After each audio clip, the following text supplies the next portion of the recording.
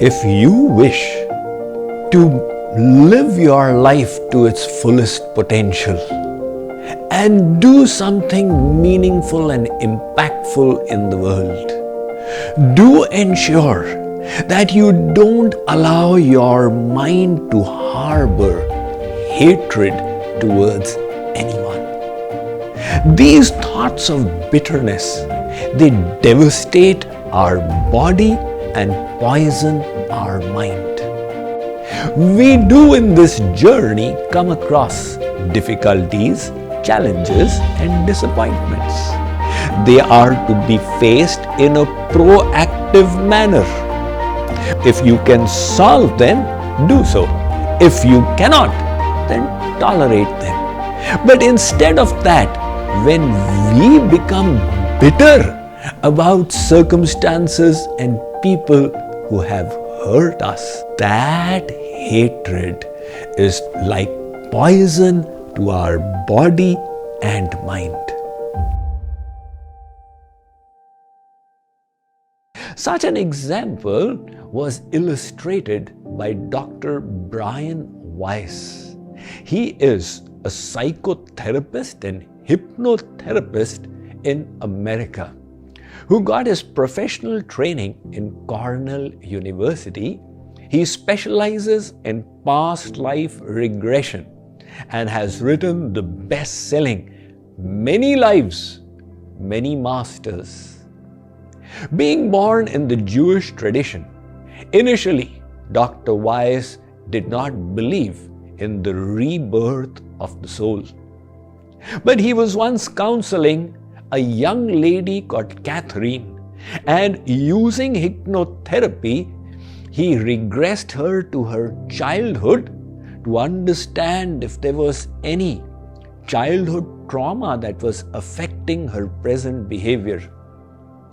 Now, Catherine got regressed into her past life, and it seems that she was connected in her past life to Dr. Weiss in his present life, and she began relating episodes that astounded him. How did she come to know?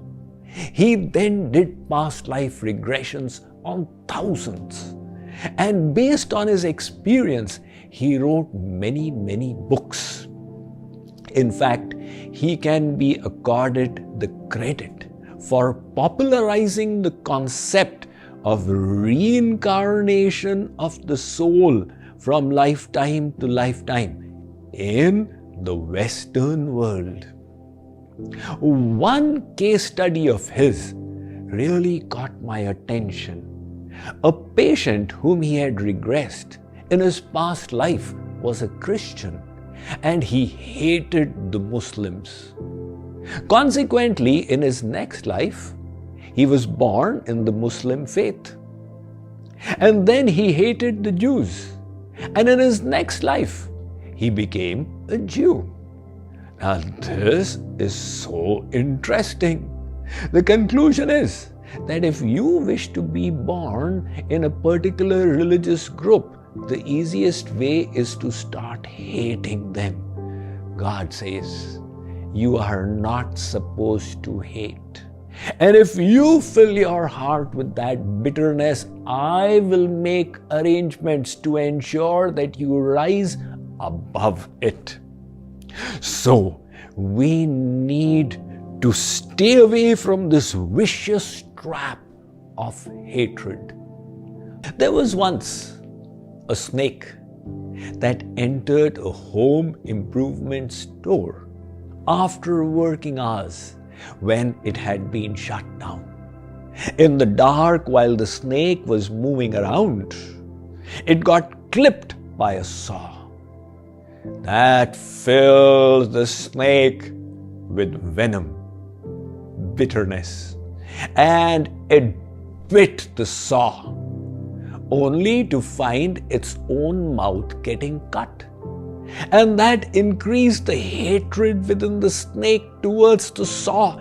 It then wrapped itself around the saw to suffocate it to death. But in the process, it got cut so badly that the snake died itself. Now, in hating the saw, the snake was hurting itself. That exactly is how life works. We do in this journey come across difficulties, challenges, and disappointments. They are to be faced in a proactive manner, which means if you can solve them, do so. If you cannot, then tolerate them. But instead of that, when we become bitter about circumstances and people who have hurt us, that hatred is like poison to our body and mind. Suppose I tell you, please don't think of chocolate chip ice cream placed on a crispy brown cone with caramel on top of it and little almond chips on that. And please don't think of a saucer placed by the side with potato chips and tomato ketchup. And don't bring to your mind the sandwich on the other side with cheese and lettuce. While I'm telling you not to think of these things, what is going to happen? You will naturally be inclined to bring them to your mind. This is the ironic effects theory propounded by Wegener through his famous white bear experiment. Students in a class were told not to think of the white bear. And after 24 hours, they were asked. And they had thought of it often just because it was forbidden. So when we have negative thoughts impinging upon us, what is the way to get rid of them? Try following this 3-step formula. The first, dilution. Distance yourself from the negative thought by not taking it too seriously.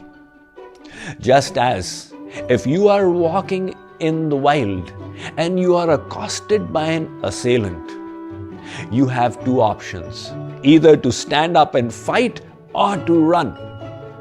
However, if little children of the neighborhood are heckling you, neither of the two options, fighting with them or running away, will work.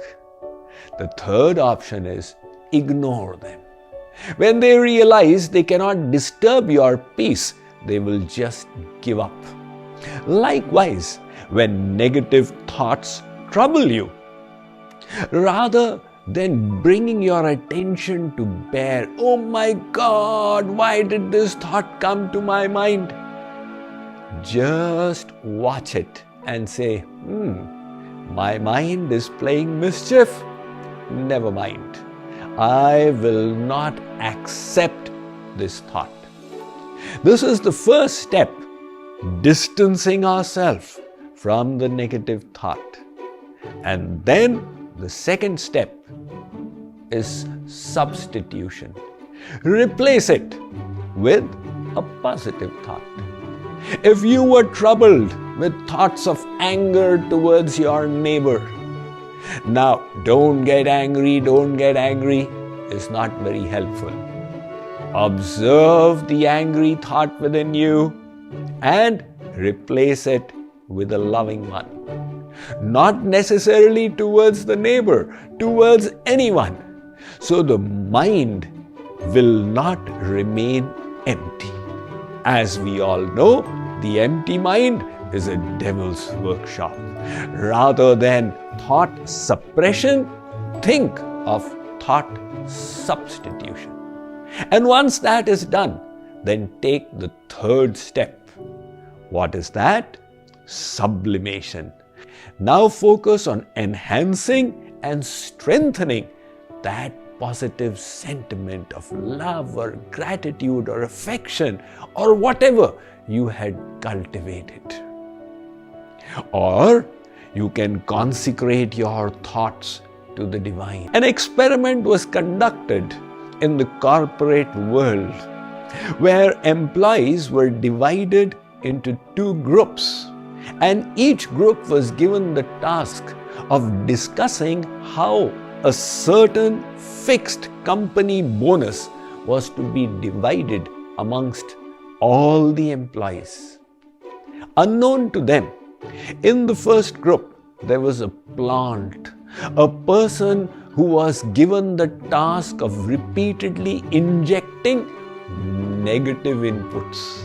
And in the other group was a plant who was injecting positivity, hope, and optimism. At the end of the discussion, it was discovered that the first group was dissatisfied, frustrated, and unhappy, while the second group was positive and hopeful.